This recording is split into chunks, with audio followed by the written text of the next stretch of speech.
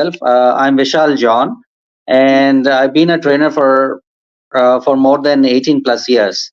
And I've started my career as a salesperson, and then moved on to a training aspects of technology and so on. And then later on, I started uh, into IELTS training, and my specialty is that I love writing.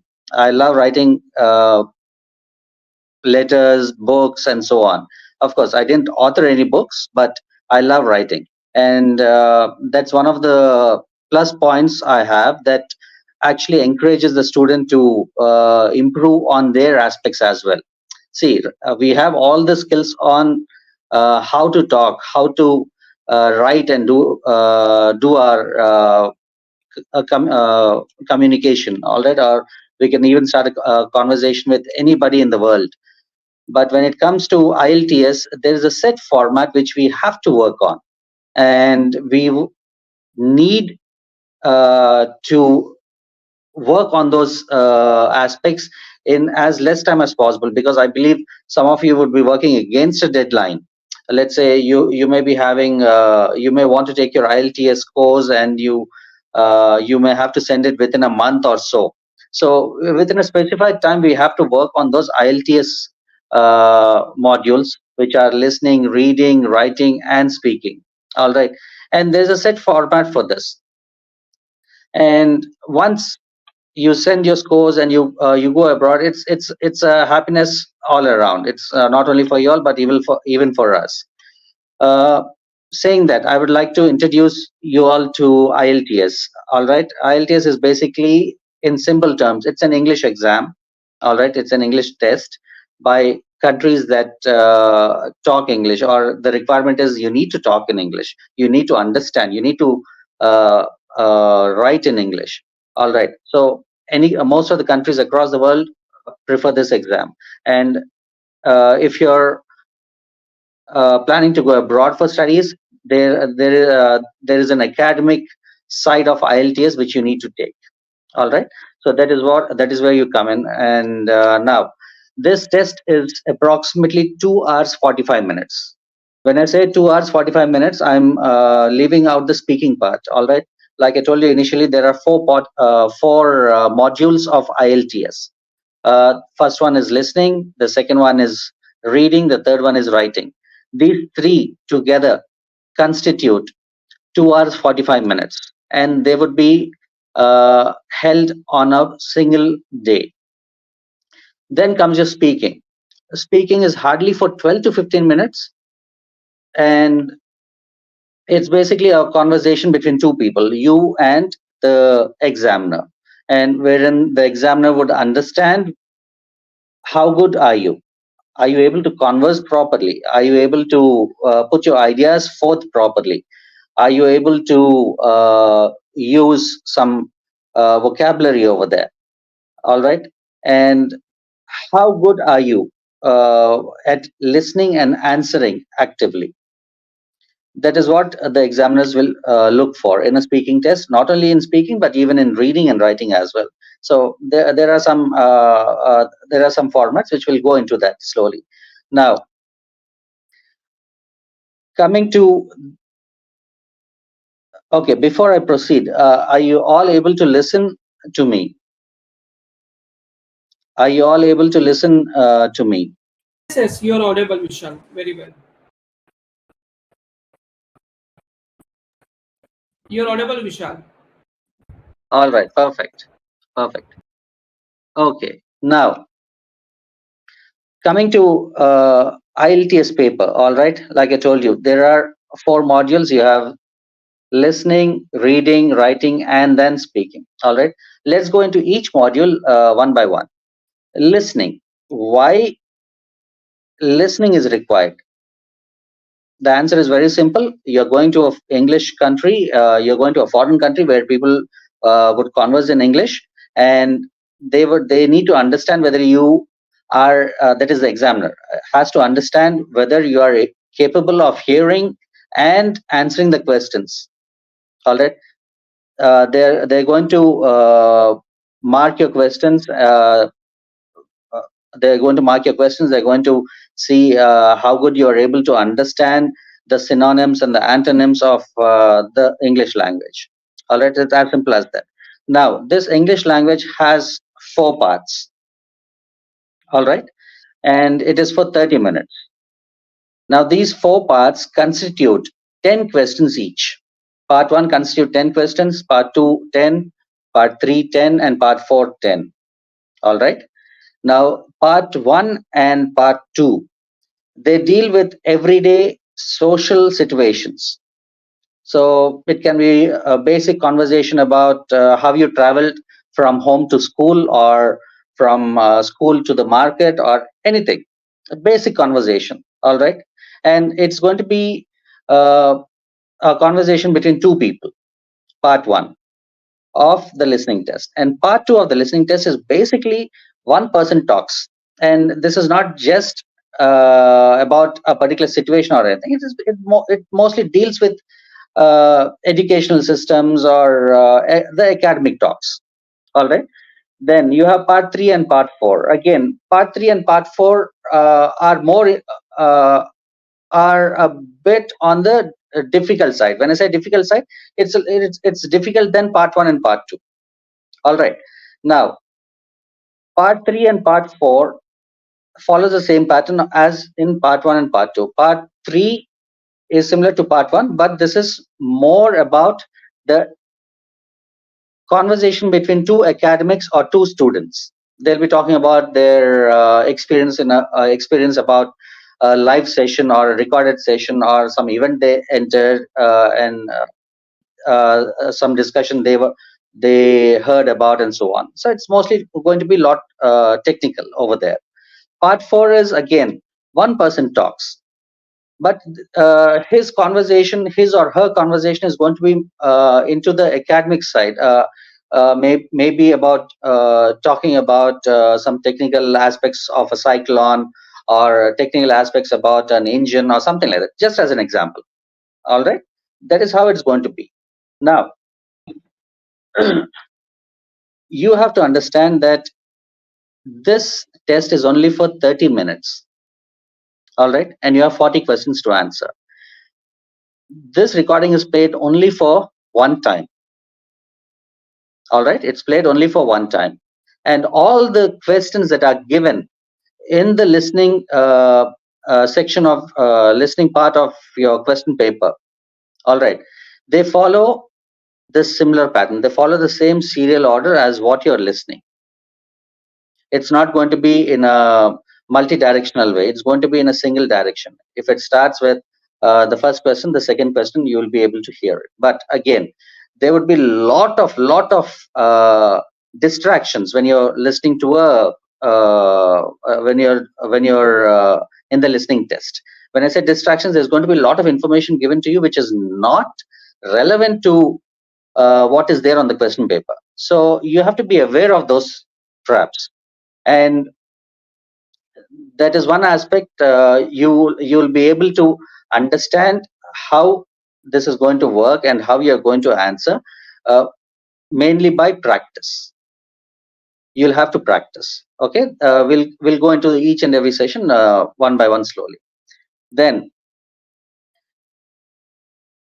the second thing that you have to be aware of is, if you are okay, there are two components of IELTS. One is pen and paper based. The other one is going to be a computer based. Okay, pen and paper based is basically they'll give you a question paper and answer sheet, and you have to just mark your answers and write your answers. Computer based is basically all the answers and everything would be on the computer. You'll have your questions over here. You just have to pick and choose your answers, or fill in the blanks with your typing skills. The difference is IELTS reading would take maybe around 15 days for you to receive the uh, the IELTS pen and paper based would take at least 15 days for you to get your results. Whereas the computer based, you'll be getting your results within 72 hours or so. All right. Now, whatever the case, whether you're doing a computer based or whether you're doing a pen and paper based, your answers should be written in caps. All right. you can write in a mixed language as well, in a mixed alphabets as well. Like you can write caps in the beginning, and then you can write small letters as well. Not an issue. But the best practice to get to score high is writing everything in caps. If you have to write a word, write it in caps. Everything in caps. All right. Now, the reason is if you're using a mixed letter combination, okay, if it's a name and you're not, everybody knows what a noun is, correct? If you know what a noun is, can everybody just say yes? Can everybody just shout on into the mic saying yes? Yes, sir.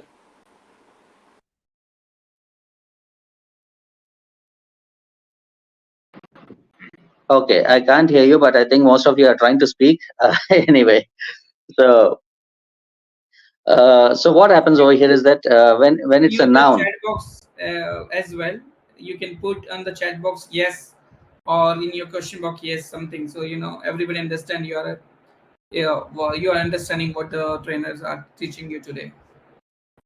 So chat box can be okay, that accessible. Yeah, Kunal, thank you very much. So we got a message from Kunal. Yes. So yes, we got a yes, message. there is Dheeraj as well. yes, yes. So Yeah, I think perfect, everybody's perfect, on the perfect. place. Yes. So use the chat box then. I think that's the best option. Yeah. That's good. All right, all right, guys. So all of you know what a noun is. That's nice. Now, what happens is, let's say there's a name. Let's say a city name.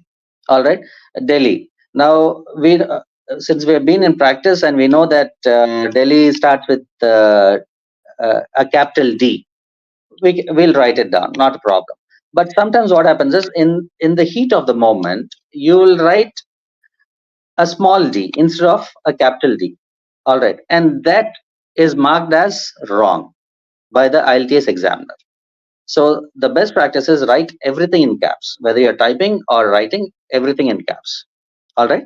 That's the easiest way to avoid mistakes, though you know the answer. Now, the type of questions you'll get for the listening test are of 6 types. If you understand the kind of questions you're getting for the listening or the reading part, it becomes easier for you. All right. Number one, for the listening part, you would get multiple choice questions. Everybody knows what a multiple choice is, right? There'll be certain questions given to you, and they'll be asking you to write answer it as A, B, C, D. Correct. So that's a similar kind of a multiple choice questions you'll be getting. The second thing is match the following. Okay, they'll be giving you a list of headings or a list of answers.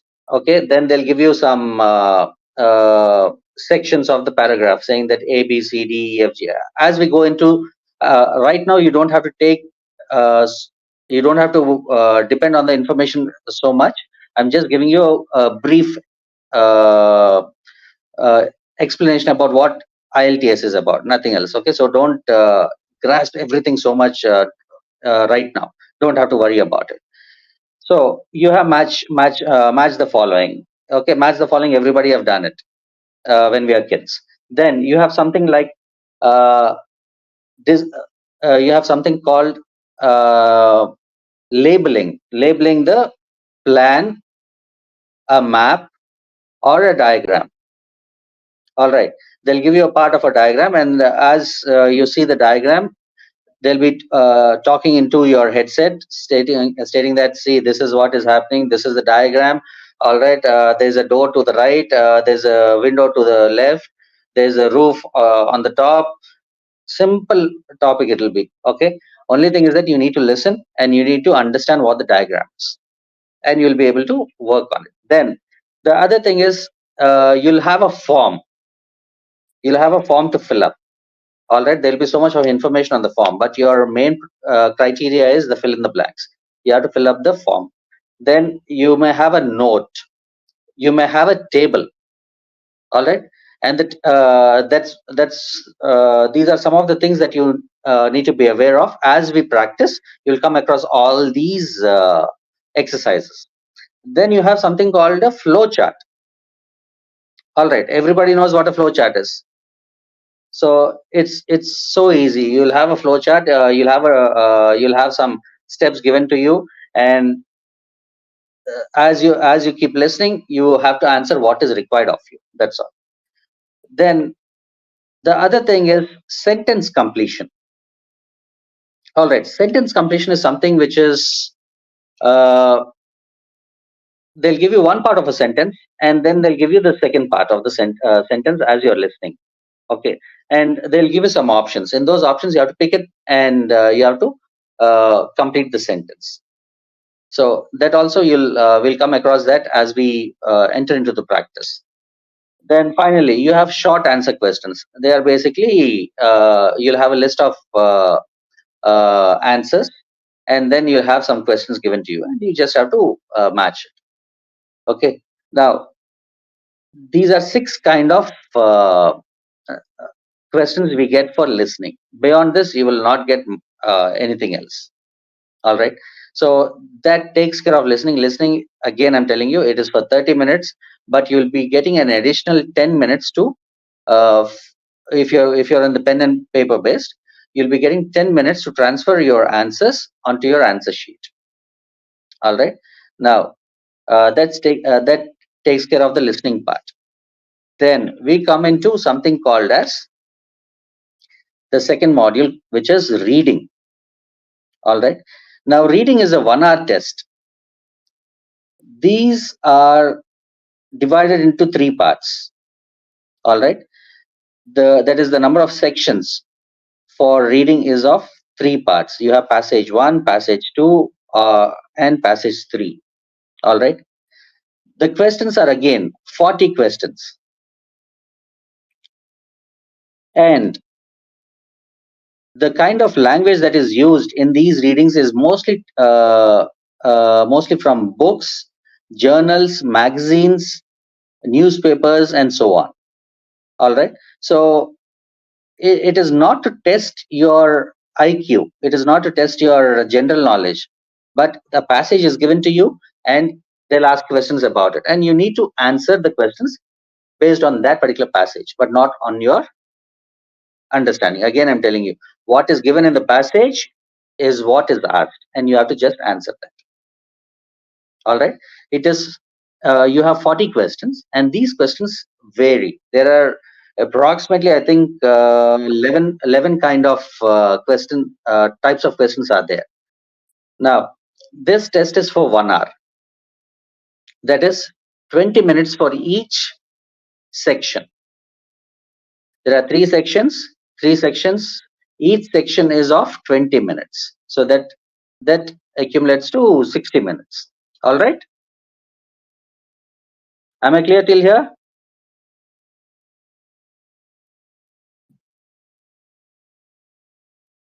Am I clear till here? Yes, sir, you're audible. Perfect. All right. Now, give me a second. Okay. Now, coming to the type of questions. All right. This part is very, very important. All right. We will, once we start the reading module, I will again go into all these questions. But since this is the first introduction class, I'm just going to browse through it very quickly. So it's just for your understanding. As of now, you don't have to worry about it. Number 1 is the multiple choice. We know what a multiple choice questions are. Everybody has done that during our schooling days, or even during our 11th, 12th, or college days also. I believe we must have done it. So you'll have a set of questions, and then you'll be given multiple choice A, B, C, D, and you have to choose the appropriate answer for that. Second, true, false, not given. All right. This is basically you're trying to identify whether the information given in that particular passage is true. That is, it is available in the passage, which is the second one is false. That is, it is not, it contradicts the information that is given in the passage. Then there's something called as not given. which is basically information that is not there in the passage at all, but still they ask the question of you. Now, before I go into this particular session, I'll also tell you about yes, no, not given. All right. This is another type of question. Basically, this is about identifying the writer's view or the claims made by the writer of that particular passage. Okay. Now, it's similar to true, false, not given. Yes means it is there. No means it is opposite to what is given. Not given is basically it's not there at all. That information is not provided. Okay. Now, true, false, not given, yes, no, not given is a nightmare for most of the people. All right. The reason I'm saying it's a nightmare is because people actually have issues with false and not given, or no and not given. Okay. So if you understand what is termed as false and no, okay, and you know the technicality of why you have to mark that answer as not given, it'll be easy for you. And how do you get that? You get that you gain that knowledge by practicing a little more. So once we go into that particular module, the reading module, I will explain a little bit about how you can identify this information. The fourth type of question is matching information. Matching information is basically they'll give you a certain paragraphs. All right. If you look at your IELTS textbooks, or if you're doing it online, if you look at the reading part, all right, you'll have the paragraphs divided into A, B, C, D, E, F, G, H, I, J, K, like that, as an alphabet. First paragraph would be as a alphabet A, second would be as B, C, like that. Now, what happens over here is that they will give out a certain information and they will ask you to match it to that particular paragraph, and you have to identify that. For example, let's start as a general knowledge. Okay, this is out to everyone. As a general knowledge, if I'm writing the first paragraph, what would that be?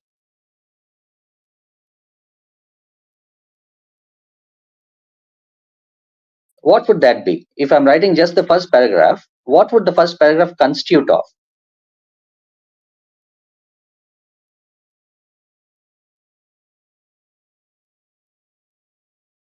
Let's say you're going to study about a lesson, okay, in a textbook. The first paragraph, yes, perfect, Kunal. It's going to be an intro. It's going to be an introduction. So they would take the context from that particular paragraph and ask you to match it, whether it's available in the introduction, whether it's available in the second part of the paragraph, or sorry, a second paragraph or a third paragraph, or the ending part. All right. So you basically have to match the information. You have to match the paragraph with that particular alphabet. That is going to happen. So then we have the other one called as matching headings. Okay, matching heading is basically they'll give you a list of headings to all the sections. The same thing, like the paragraphs, they'll give a heading. For example, introduction. Where is the introduction given? Is it given in the first paragraph or the last paragraph? All right, I'm just giving a wild example. It will not come like that, but they'll just ask you, okay, where is this information available? It's available in the first, second, third, or fourth, and you just have to match the particular heading to that particular paragraph. All right. Then there's another type called as matching features. All right, matching features. Basically, they will give you some statements, and they'll give you a list of options. So from that particular paragraph, let's say they're talking about how electricity is generated using water. All right, and they'll give you thermal energy. So you have to identify where thermal energy, which paragraph has this particular description of thermal energy. All right, or water energy, whatever technical term you're going to use. That is what you're going to work on. So this is basically you're going to match, just like match the headings list, matching the information, and matching sentence endings, etc. All this comes under matching. So we have different types of questions and answers given, different kinds, and it's very easy once you go through those exercises. Then you have something called as sentence completions. So what they do is they give you a sentence, and they'll give you the endings of that sentence in a list, and they would ask you to identify this particular sentence with this particular list. What are the answers in this particular list? And you need to take the answer from that list and match finish this particular sentence. That's all. And these are not going to be as writing or anything. They'll be in the form of A, B, C, D, E, F, G, or maybe 1, 2, 3, 4, 5 as numericals or alphabets. So it's not going to be an entire writing front for you. Okay. Then you have completion of a flow chart, that is diagram labeling. Okay, or uh, you'll have to fill up a table. Okay, you'll have to fill up a table with the information provided, or it can be a short answer question. When I say short answer question, it is not going to be a one-liner. It's only going to be 1 word, 2 words, or 3 words at max. All right. So this takes care of our reading and listening part. Now, some things you need to understand with listening and reading is you need to give clear cut. Uh, you you need to have a clear cut idea about what the question is asking you about, or what is the description given to you. Okay. Uh, from the third class onwards, I'll be sharing the screen as to how the questions appear and what are the instructions given to finish that particular exercise. All right. So once I show it to you, it will become easier for you all. All right. So as of now, I just want to tell you that be clear about the instructions for the questions. Okay. Sometimes what happens is you'll find uh, 2 words to describe an answer, but the instruction in that particular for that particular type of question is write only 1 word. So you need to find the appropriate word in that particular answer, and you have to write that.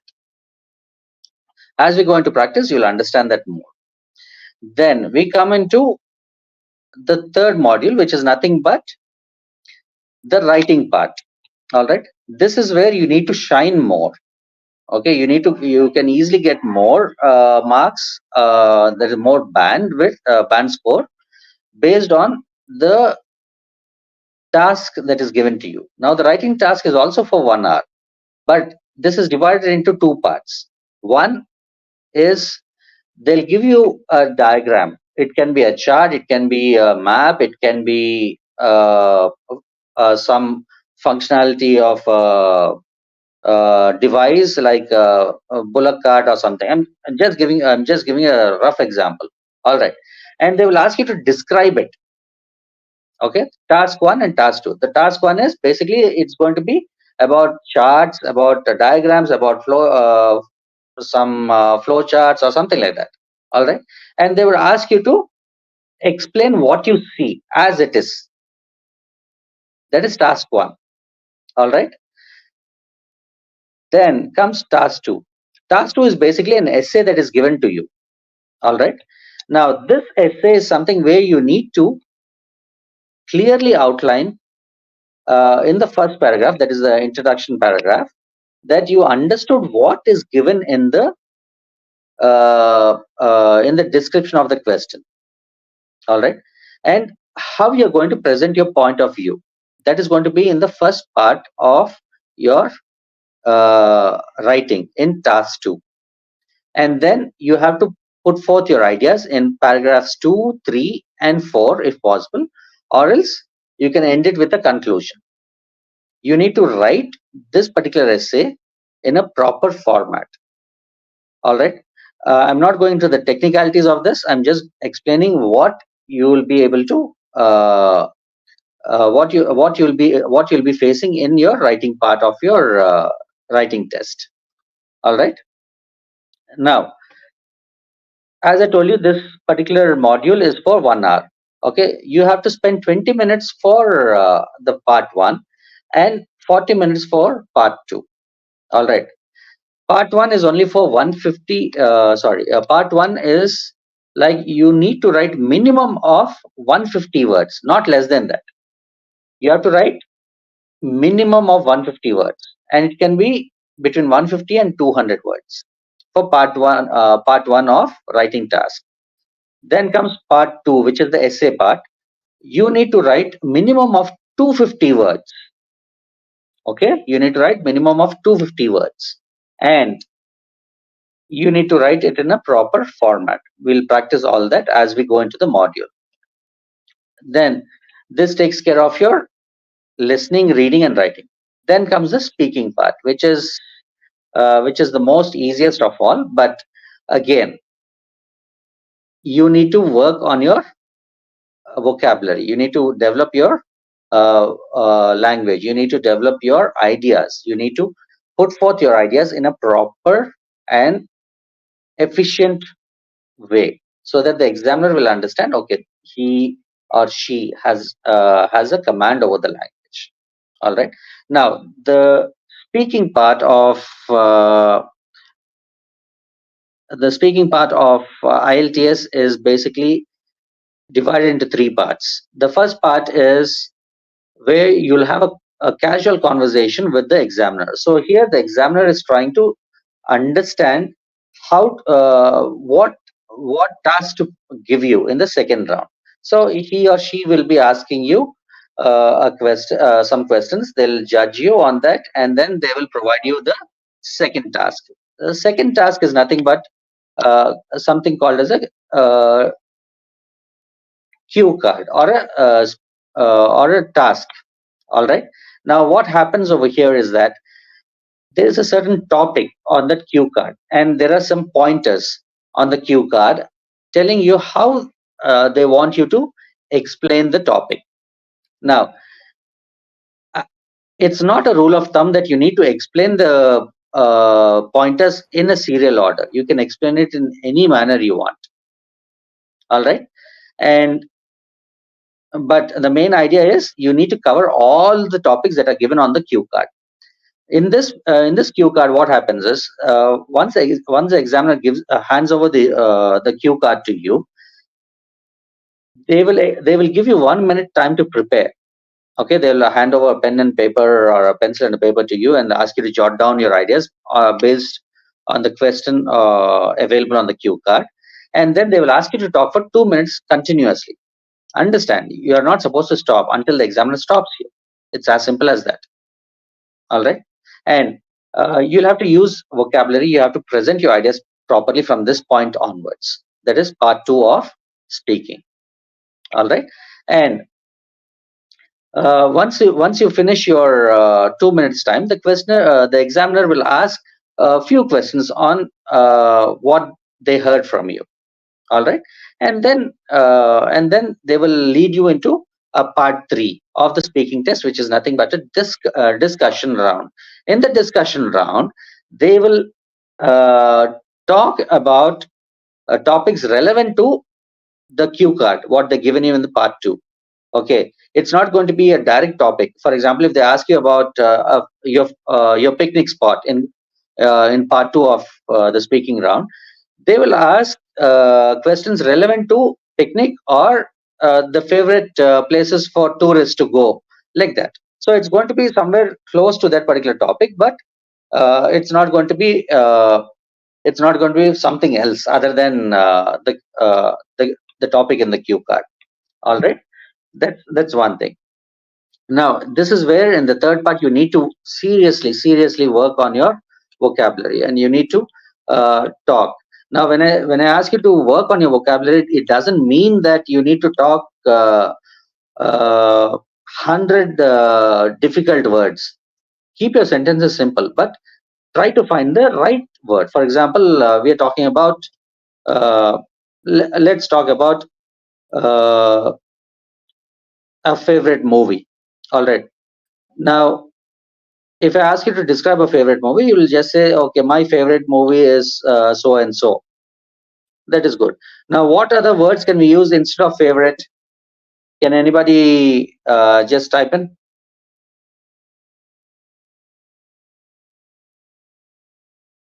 What other words can we use other than favorite? You don't have to think about difficult words. Just a simple word also is okay.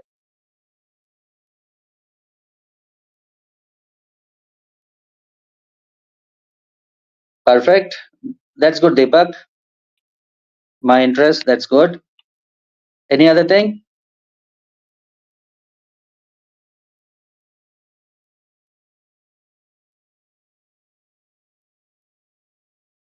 Any other?